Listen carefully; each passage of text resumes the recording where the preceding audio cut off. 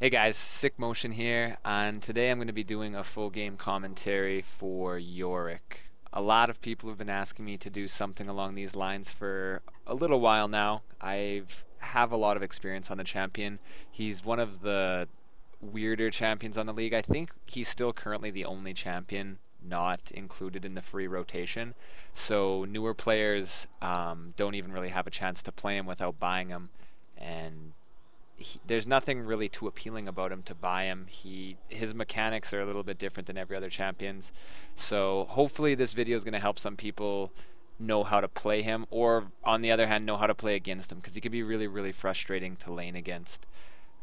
They have a Jace on the enemy team. Jace is kind of getting popular now again with him being played in Worlds, but before, when Jace was really strong, when Jace first came out and no one really wanted to lane against him, Yorick was actually the answer that could beat him in lane. And Jace has been toned down since then, and Yorick's still the same, so Yorick's still a strong pick against him.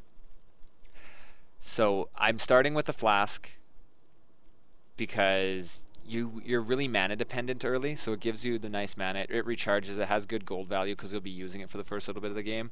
I started, you can see, with 1 health potion, 2 mana pots. The reason being is that your E heals you on Yorick. Let's go over his skills really quick.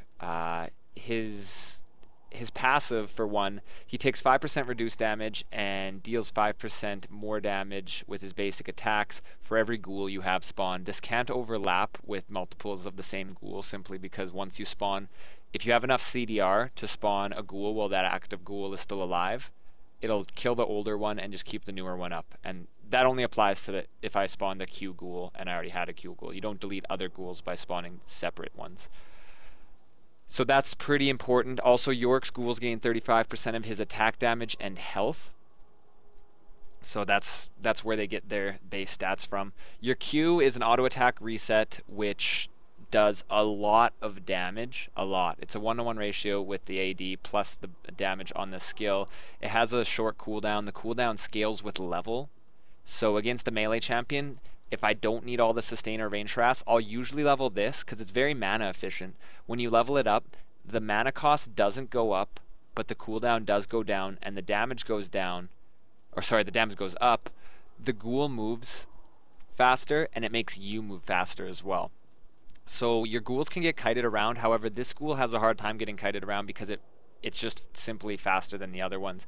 It's also the only ghoul that will level up and gain additional damage in addition to 35% of your AD. It does just a flat amount of damage per level up. It's 8 here, so at level 5 it'll do additional 40 damage compared to your other ghouls. And the really important thing is it gives you a ton of movement speed, so you can use it to hit a minion or something on the way, because it gives you that movement speed for 5 seconds.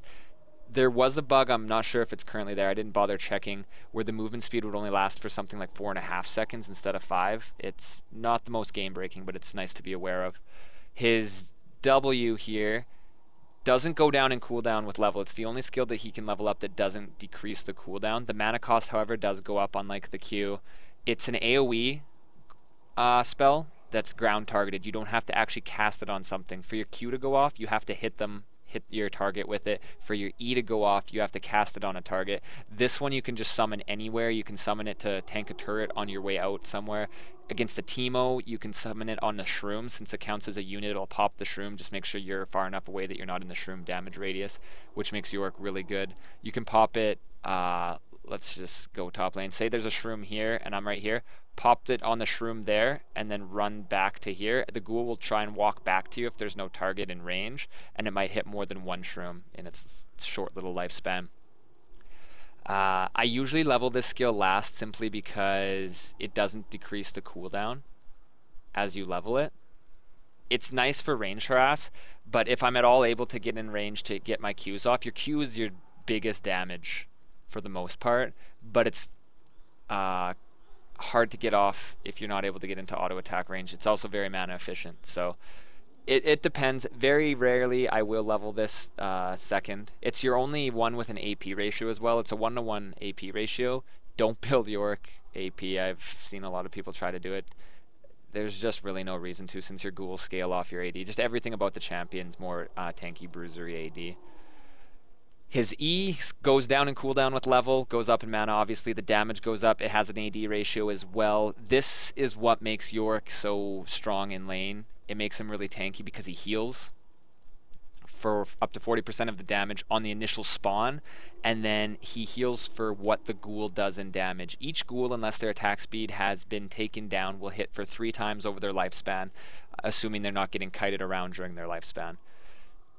It hits 3 times for 35% of your AD, so that goes up to 105% of your attack damage will heal you. There's a couple interesting things about this. On minions, it will heal for half, so you're gonna get half of the 35% per hit, and on champions it'll be full.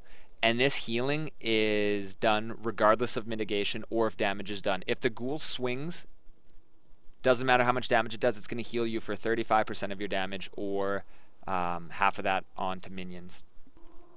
One final point with your 3 basic skills here is that the ghouls will try to attack what you spawn them on.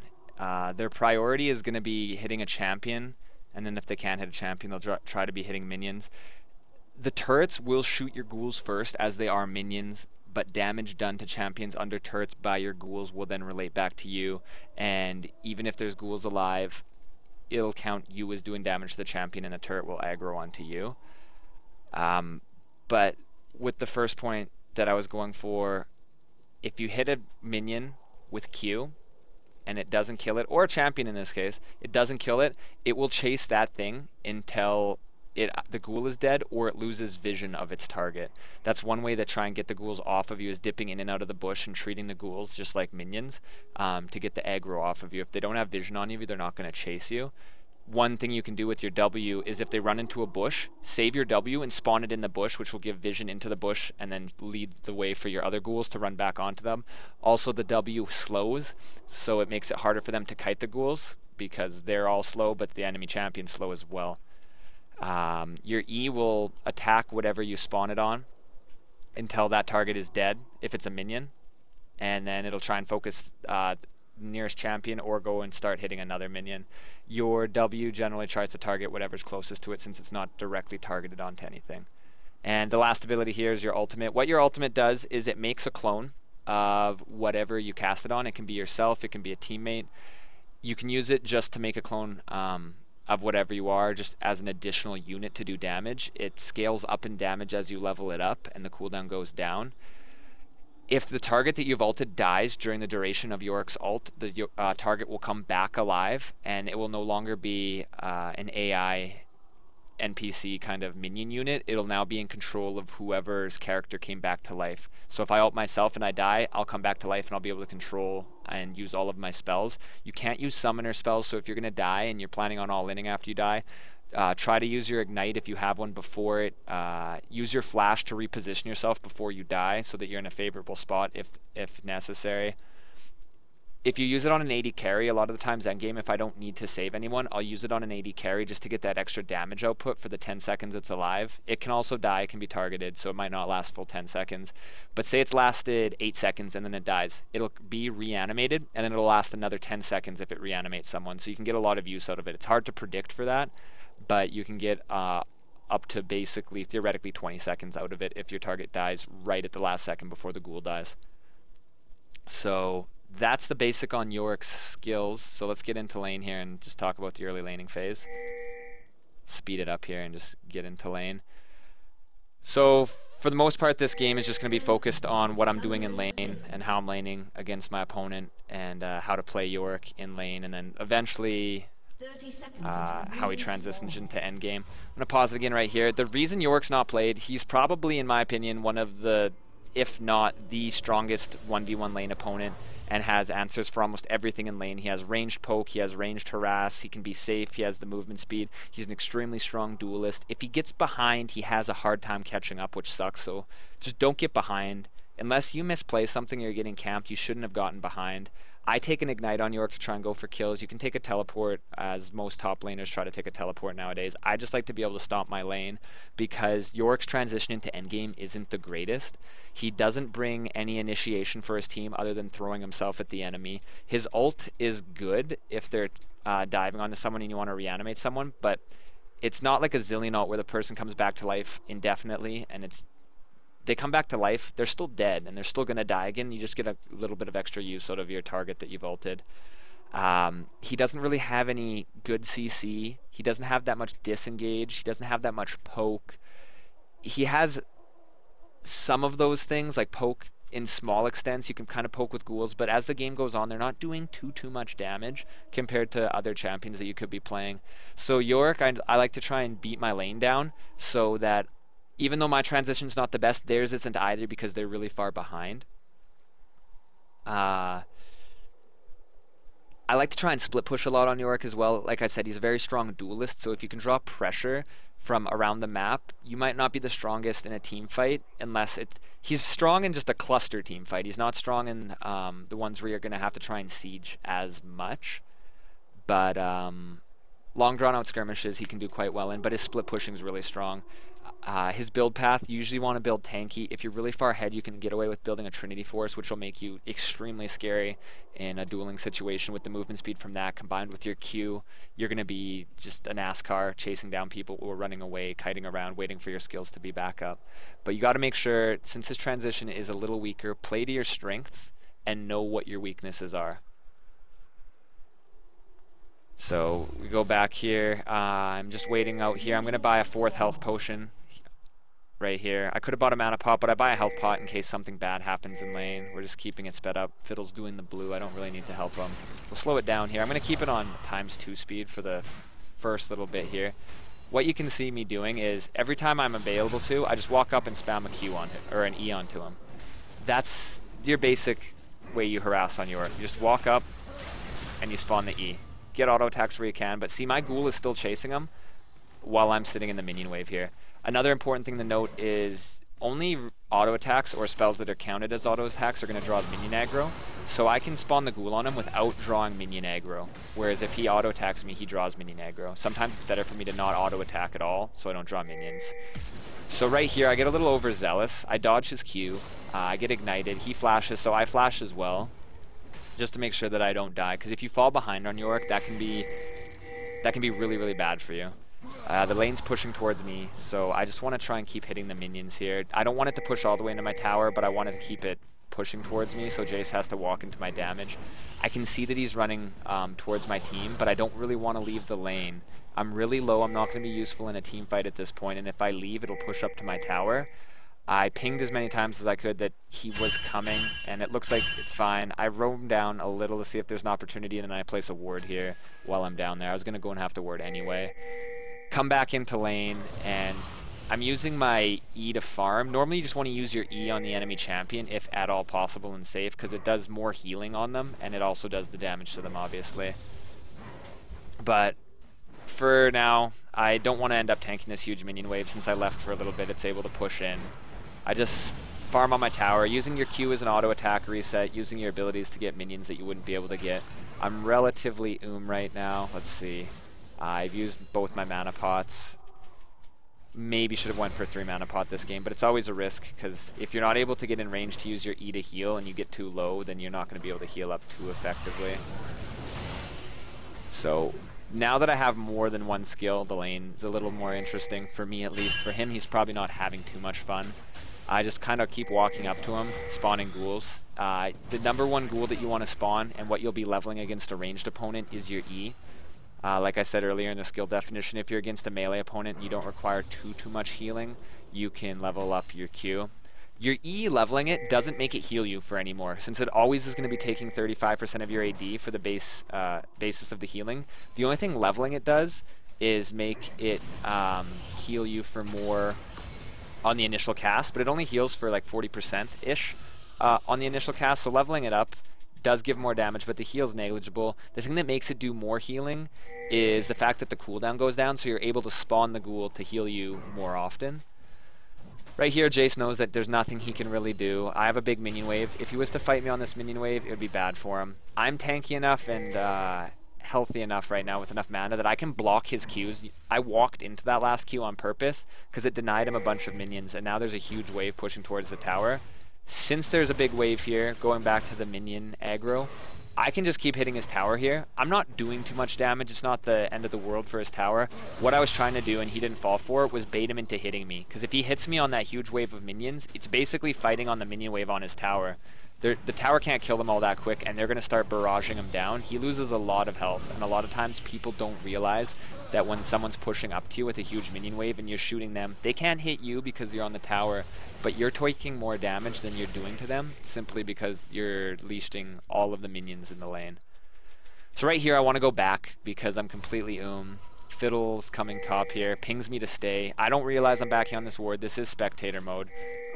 Actually, as a matter of fact here, let's just give vision to only my team, just so it'd be more of a game setting. So we're sitting here. Jarvan's eventually coming up to gank me from river. I'm really there's not much I can do. Fiddle's only level 4. I didn't want to stay for this, but I stayed because my jungler wanted me to. There's nothing much I can do. Jarvan doesn't have a red, thankfully, so I'm able to back on out of there. But all in all, that was a pretty unfavorable trade. I could have been back in lane by now if I would have just done what I originally wanted. But it didn't put me too far behind, so it's not the end of the world. So I'm walking back up to lane here. I have my tier now. I also bought a Doran's Blade. You don't have to go for a Doran's Blade. I did just because Yorick's base health pool is pretty garbage. And I wanted a little bit of health to go with my damage. So I want to keep spawning my E on him since it's what I've leveled. It does the most damage on cast, but even with a level 1 of my W, it's still doing 35% of my AD. It's just the initial cast of my E that's doing more damage than my other ghouls. The only one, like I said earlier, is your Q that actually does more damage with the level of it. Every time I walk up to him, I want to try and spawn more than one ghoul. If I'm only spawning one ghoul at a time, it makes him easier for him if he wants to try and farm the ghoul, because they do give 5 gold each. It's not the end of the world if they're getting farm. You can kind of see my farm is way higher than his right now because I've been denying him. Sometimes the farm will be closer. Take that with a grain of salt because some of his farm is only worth 5 gold. Because if it will give you a CS count for killing a ghoul, but it only gives you 5 gold, so your CS number is actually inflated if you're against a Yorick, or your opponent's number might be inflated. Right now he only has 34. He probably only has 25 or 26 worth if he's been killing my ghouls. I don't know how many he's actually been killing. One really good tip about playing against a Yorick: kite the ghouls around, don't let them hit you, and then if you're gonna last hit them, make sure you're not missing minions to last hit the ghouls or taking too much damage from them to last hit them. You're not getting distracted by them. But attack move right as they're about to die so that you get that last hit on them. Trying to click on the ghoul, they're very fast, their hitbox is very small, it's very hard. You'll probably miss most of the time until you get really used to it, and then the ghoul might get an extra hit on you. So you don't get the farm, you don't get that bonus little bit of 5 gold, and you take an extra hit from the ghoul. So make sure your attack moving, since it's going to be the closest thing to you anyway when it's chasing you down. So Jace ends up going a little hard on me right there. Doesn't really work out in his favor. Me trading down and him trading down is fine because my damage actually ends up healing me. His doesn't. I use my Q on the minion right there. That's a pretty basic combo that makes it really easy to get onto the target. I'm just going to rewind it here and explain exactly what happened. As I said, if you can recall, your Q gives you movement speed. So I'm going to just put it down into 0.5 speed here. I have my flash up. I have my ignite up. I'm looking to go in on him. I want the extra movement speed. I have boots. He doesn't have boots. I get the movement speed by hitting that, flash in, and then hit him with my slowing ghoul and my other ghoul, and I ignite him. There's just no way he's going to live. Even without the ignite, those ghouls probably would have chased him down. But getting that bonus boost of movement speed lets me make sure that when I flashed, I was going to stay in range, even if he flashed. And now I just go back to farming down the wave. I'm really here. Even though I bought a tier, I want to keep trying to push this lane up. Actually, there's another thing I did right there. I'll rewind it. This isn't just for Yorick, it's a tip for any top lane. Notice how I'm really low. I'm not going to really want to be staying in lane. My minion wave is going to meet up with his minion wave before it gets to the tower, and it could freeze in front of his minion wave. We don't want that. So rather than let his minion wave come up, I walk up and I tank a couple of the minion or tower shots, stop the minions from walking, and then pull them to the side here. That way my minion wave gets more time to walk because they're not meeting any threats, and then they walk into tower range where it would have frozen right here, and these minions wouldn't have been getting shot by the tower. So it's a little bit of lane control. Like I said, not just for Yorick, but nice tip in general. I'm going to go back to base here. Let's see what I end up buying. This game was a while ago, I don't really remember. So I bought a pickaxe, so I'm going probably for my Manamune first. If you're going for a more defensive build, I still like to get the pickaxe to get a Manamune. Lots of times you don't want to rush it too early, but there's not really any other offensive item you're going to go if you're only going for one and then kind of more defensive build. You don't even need to get that. I just like to, because now look how much damage I'm doing to Jace. Even after the fight has been disengaged, he took more damage from the ghouls that were hitting him. He's at half now. General build path on Yorick is whatever you end up starting with. I usually try to start with Flask in most cases because I'm usually picking Yorick into a range matchup, but you can get away with starting with a long sword. You can get away with starting with a Doran's Blade if you're going to utilize your auto attacks. You're going to have a lot less mana regen, but if you're going to be relying on your Q, which is a lot less mana cost to start with, and getting auto attacks to be threaded in there, you should be able to get away with outstarting that. But in either case, you're going to be wanting to get a tier first. It's one of the build paths that I say you're not going to stray away from. This tier is what you're going to be getting every game first. You can get away without building it. It's just so much more efficient to build the tier first. You have really big mana issues without it, and it starts stacking your tier later so you can get your mirror mana later on in the game. So I just keep chasing Jace out of lane. If I have spells up and I'm in range, I just want to go and use them on him. I maybe missed a few minions there, but I pushed him out of the lane for the most part. So now I'm just back to farming. Jace, I don't know if he's in lane still. Now I can see that he is. He's still really, really low. At this point, I want to push up to the tower and see if I can get something on him. Notice I have a ward in my inventory. I'm a little overzealous trying to push up to the tower and get a kill on him. But here comes the gank. I could have avoided that if I warded. So I ult myself right here. I end up living a little bit longer. I come back to life, and I still have access to all my spells. I'm able to trade a kill. Lol recorder announcer display isn't working the best. Actually, almost pull out a double kill there.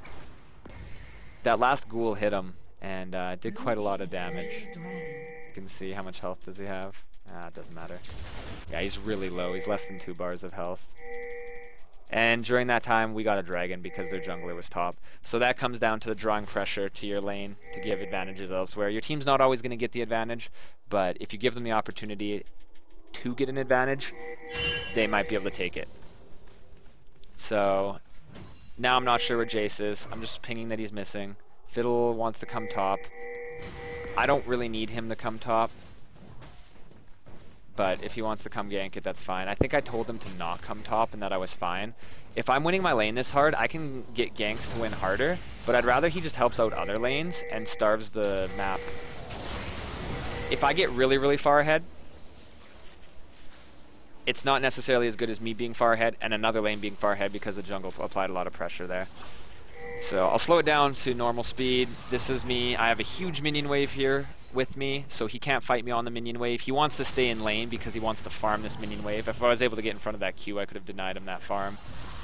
But I just walk up. I'm okay with tanking a tower shot to spawn all my ghouls, because right now my ghouls are doing the work while I'm not even in range. I have to get out of range while my ghouls are hitting him, or else the turtles start hitting me.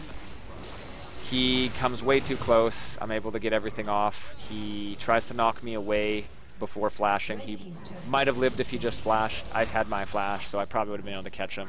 But I had my ignite up. Really easy kill. Clean up all these minions in between the tower.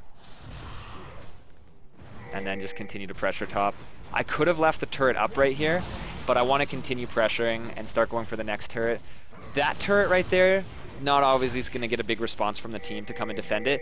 As I start getting deeper into the top lane, he can't defend me by himself. His team's going to have to start coming top, and that's going to give numbers advantages elsewhere. And if they don't come top, then we start to pressure even further, get this turret down. Now we're on an inhib turret.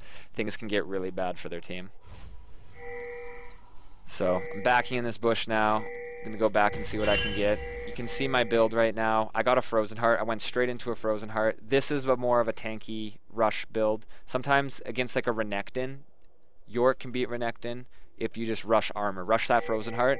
It gives you cooldown reduction in addition to the mana and armor. So you're able to spawn your ghouls more often that are healing you and doing damage more often, making you take reduced damage, making you do more auto attack damage. It's really nice. I have the Manamune in this case as well because I'm pretty far ahead. So I have just a ton of damage, and I'm going to have a really big mana pool. So I'm going to have a hard time going so I can stay in lane and pressure for a long time. I can just walk up and pressure their team really, really easily. Their only AP champion on the team is Twisted Fate. So their jungler and top lane, both doing all physical as well as their AD carry, obviously, are going to have a really hard time dealing with me with this Frozen Heart. So I just go back top lane. I think I just keep pushing it up to the tower. Like I said, I don't transition very well into a team fight. My poke and siege isn't the greatest, but I can just keep causing the pressure top lane. And at this point, I don't have wards, but I'm pretty sure I could 1v2 and get away or get kills out of it. 1v3 I might even be able to trade. So I'm just taking this. Cool thing I did right there. Watch how I use my W here. I'm hitting this this golem. I'm predicting that Jace is going to try and steal it with a shock blast. So I spawned my W right there. It's kind of like Elisa's Spiderlings. When you spawn it, or when they come onto the map into play, they're not active right away. They're not going to be recognized to block skill shots or do anything. So I spawned it a little earlier than when he would have shot. This works really well against Blitzcranks and Threshes as well. You spawn it near them. This ghoul will try to target a champion, and the way it targets it is zerging directly at their face, trying to hit them, and it's going to block off their path to hit hooks, to hit skill shots. Jace ends up shooting his Q, and it hits the ghoul before even going through the shock gate. And he's not able to take the golem from me. Obviously, in that case, it was just to defend a jungle monster, but you can picture how that would affect if you block a Thresh hook in a team fight, or a Blitz hook, or a more important skill shot. So I'm really, really strong right now. With the Frozen Heart, I'm able to tank turret shots even more effectively. I can walk up, put 2 ghouls onto him, take 2 tower shots, and still out-trade him. Taking less damage and getting the healing off of my ghouls. So I'm just trying to get hits on the turret. He's not too sure what he can do and get away with. I just walk up to him there, flash onto him afterwards. Getting into melee range isn't always the best because I'm able to harass from a range a lot easier and disengage a lot safer. But getting my Q off, since I did level my Q second in this case, my Q right now is doing 370 damage before armor and whatnot. It also gives me that movement speed, gives my ghoul that movement speed, and it lets me stay in range to get all my other spells off, and a couple of auto attacks as well. Don't just credit your auto attack. That's a lot of extra damage as well. So he didn't really have a plan on how to get out there. His flash was still down, and I knew that, which is why I dove, and I had my ignite up. So this comes down to taking the ignite and just staying top lane, just split pushing and pressuring really hard. Jarvan keeps coming top lane, and we keep getting advantages all over the map. That's somewhat on my team. They're doing a good job of seeing the pressure top lane and translating it into something else. However, if they're not doing that, in the least aggressive way possible, you don't want to start a fight on your team or get anyone offended where they get upset and they start playing worse. But instruct them on what they could be doing while there's pressure top lane. And don't say it from a salty perspective yourself. You might be mad they're not doing anything while you're tanking 2 of them top lane, but there might have been situations that you're not even thinking of that they couldn't deal with or get any objectives out of. They might have just not been in a good position to do anything. So I'm against these 2 top lane. I have enough damage to push them back, and as long as I don't all in too aggressively, not knowing where they all are with too many numbers, I can keep pushing them out and using my CDR and my healing on my ghoul to keep me at full health. And now I'm onto their inhib tower, and there's not much of an answer on their team. Jace just has a really hard time against Yorick, where he has a decent time against most champions where he's able to outtrade them. Yorick can just go in, spawn the ghouls, and then choose his all-in appropriately once Jace is low enough that he's not going to be able to fight back that well. Right here, I'm just spawning my ghouls. Notice how I keep spawning them. The turret hasn't shot me once, and I got a bunch of good hits on it. It's because my ghouls were tanking the turret for me.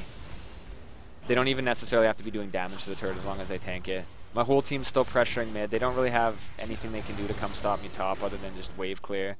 And at that point I just back off and just wait for my time to keep doing damage. Whittling that tower down slowly.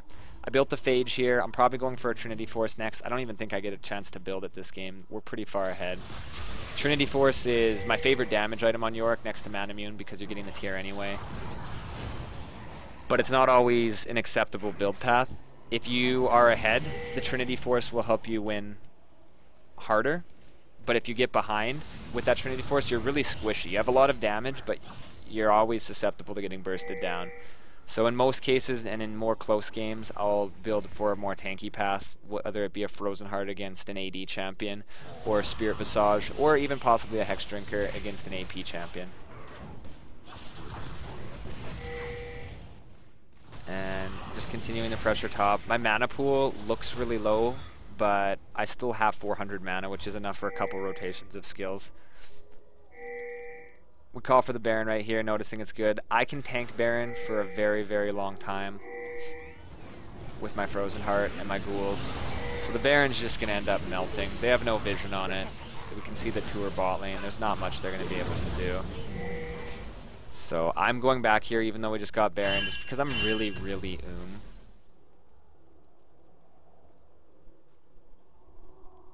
So I got Ninja Tabbies now. I got the Sheen for my Trinity Force, but I couldn't afford the full Trinity Force, so the Tabbies will be helpful. Normally you build Tabbies in lane just for more reduction from their damage and better dueling potential, but at this point there's not much that I really want to build other than the Tabbies. So we're kind of just grouping up. The game is, we're only ahead 8 kills, but it feels like we're infinitely ahead. I lost control of myself. I don't even know where I went. Let's rewind it and see what ended up happening there. Oh, did it break? Okay, the replay ended up crashing, so I'm back in now. Got control of my character here. We're just pushing for the final Nexus push here. The game's about to be over. You can see it's hovering about 5 seconds here, which is probably why it crashed. So I just end up coming over here, pressuring their teammates off the tower, getting some free kills. We just have so much damage in addition with the Baron buff. Go back to try and take the turret right here. Keep pushing up. I'm pretty sure the enemy team surrenders here. I think their Twisted Fate rage quit as well, or disconnected, or some unknown issue. Yeah, someone was not there because they surrendered with 3. So the Nexus ends up exploding. It's kind of an unfortunate ending, but there wasn't much else they were going to do. Yorick in lane is really annoying to play against. And hopefully if you guys don't feel like playing Yorick, you don't feel like going that scummy and treating the enemy to the Yorick surprise, at least if you ever have to play against a Yorick, because it does happen sometimes. Very rarely. You don't see very many Yorick players, and a lot of the Yorick players you see don't really know what they're doing. So now that you know the basis and a couple tricks and things to watch out for on Yorick and basically how he's going to play the lane, if you're playing against a Yorick, try and predict what he's going to do and then make your own plan to play against it. That's one of the best ways to learn how to play against a champion, is to learn how to play that champion, or just have a good understanding of how that champion is played, because it'll let you do better strategies and come up with different ways to work with what they're going to be doing against you.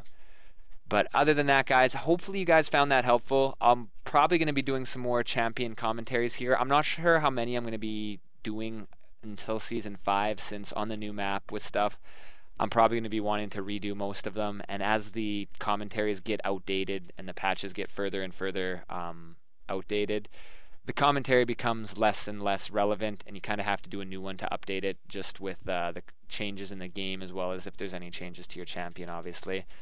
But we'll try and stay on top of that. Keep an eye out for more of them, as well as my tips and tricks videos. Those are more lasting compared to the commentaries, so I'm going to be working on more of those lately. I have a big long list of ideas to do for those.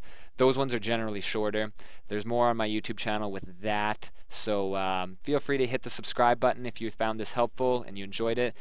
Check out my other videos as well, and I also currently stream full-time on Twitch. You can find a link to my Twitch channel in the description.